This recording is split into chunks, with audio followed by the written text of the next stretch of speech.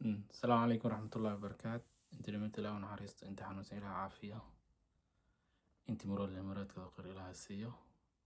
ما انتوا التحريق عاوح كوبين انت لواتني سدح ذي لواتني سدح ذي بشكوي تونا دول قاعد كنا فربقلا فرنت تو كوبين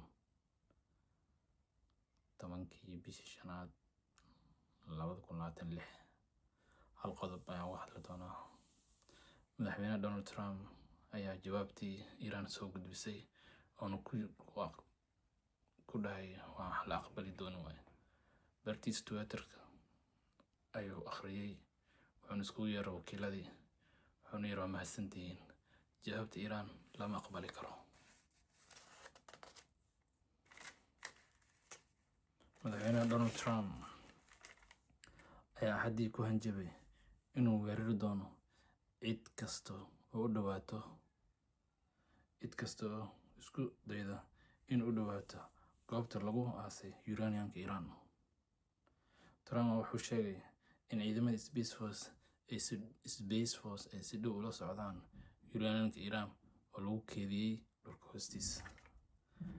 Sidoo kale waxaa la xaqiijiyay in Mareykanka si dhaqso leh gacantiisa ugu dhigi doonaan uraniumka Iran oo ku tilmaamay in maalmaha maamulkiisu hogaamiyo uu fuliyay 70% hadafkii uu ka lahaa Iran.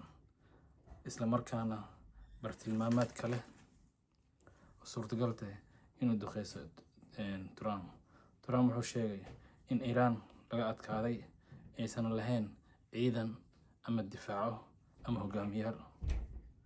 haddii aan hadda ka baxno Iran waxay ku qaadan doontaa inay dhisato 20 sano oo soo socoto. hadafkeenana 20 sano dib isku dhisto balse weli ma dhammaystirin hadafkeeni. dhanka kale wakiilada rasmiga ee Iran IRNA ayaa sheegay in Iran ay jawaabteedii u dirtay dhexdhexaadiyaha Pakistan kadib markii ay dhamaysatay eegistii gudaha iyadoo xustay in wejiga labaad ay qorshaha ujeedii u dirayso wadaxaajoodka lagu soo afjarayo dagaalka gobolka. ciidamada Iran ayaa hore ugu hanjabay wadamada fulinaya duqeymaha wadamada cunaqabateynta Mareykanka ee Tehran inay la kulmi doonaan markay marayaan marinka biyoodka ee dalka marinka Hormuz. sidoo kale hogaamiyaha Iran Mujtaba Khomeini ayaa amar siiyay taliyaha ciidanka mideynta Iran si howlgalka loogu hor cadowga si degdeg ah si howlgallada loogu hortago cadowga si degdeg ah.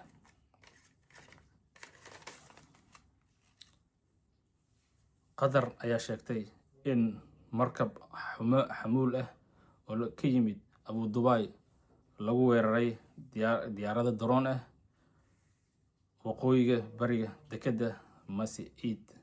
ciidanka Kuwait ayaa sheegay inay la tacaalayaan dronesyo cadowga ugu yimid garoonka Kuwait aroornimadii Axaddii.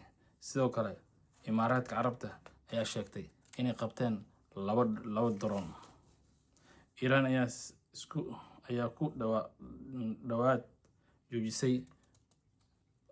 ku dhawaaqday joojinta maraakiibta Iranianka ahayn oo maraya marinka Hormuz dagaalka ka hor. halkaas oo dagaalka ay mari jireen qiyaastii 20% shidaalka caalamka. waxay ku dhawaaqday dagaal ka hor inay mari jireen maraakiibta Iranianka ahayn. hadda laakiin wax maraya ma jirto. maalmihii la soo dhaafay waxaa jiray iska hor imaad xoogan oo dhaca marinka biyoodka tan iyo markii qiyaastii bil ka hor oo xabad joojinta lagu dhawaaqay. Wakiilada wararka ee Faris ayaa sheegay in jimcihii uu ka dhacay iska hor imaad goos-goos ah oo u dhexeeya ciidamada Iiraan iyo Mareykanka oo ku sugnaa marin biyoodka Hormuz. Ciidamada Mareykanka ayaa bartilmaameedsadeen 2 markab oo isku dayay inay galaan dekedda Iiraan, laakiin waxaa lagu qasbay in ay dib u noqdaan, dib u gurtaan. Marka walaalayaal waxaan rabaa qodobkan dheer aad buu dheeraa, marka waxaan rabaa inaan qodobkan ila soo wadaago wixii ku soo kordhana waa arkeena. Mareykankan wuu soo gaaray. Mareykankan wuu soo gaaray jawaabtii bartiis Twitterka ku akhriyay madaxweynaha. Wakiilada oo Pakistan iyo uu yeeray wuxuu dhahay waa mahadsantihiin, wuuna ku jajeesay. Marka wuxuu dhahay waxaan la socdaa ciidamada force base si dhow ila socdaan. Wuxuuna dhahay ciidan hogaamiye ma laha, ciidamada difaaca ma lahan. Si ciidan u lahayn hogaamiye way leeyihiin. Ciidamada ilaalada Iiraan jiro, ciidamada militariga, booliiska, wax waddanku ku dhisan yahay. Inagu iska hadlaya waaqica ka jiro iyo waxa Twitterka lagu qoraayo waa habeen maalin. Habeenkii hadalka la yiraahdo maalinta ma shaqeeyo. Kalaamul leyl ma yamsi bin nahar, si carabta dhahdo. Marka hadal habeen waaye. Hadal habeen dib maalin ma shaqeeyo. Marka wuu iska riyoonaya.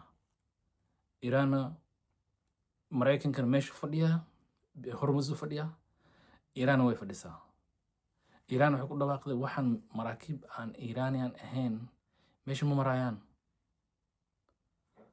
Marka meesha dee xaalad xun ka jiro. Mareykan asan wuxuu leeyahay markab kasta uu beegsanaya Iiraan oo ama dekedeeda u socdo. Marka wixii war ku soo kordho arkeena marka hor dhacino. Wala rabaa inta in la kulmo in la wadaago haddii Ilaahay yiraahdo. Wa in salaam ya salaam alaykum wa rahmatullahi wa barakatuh.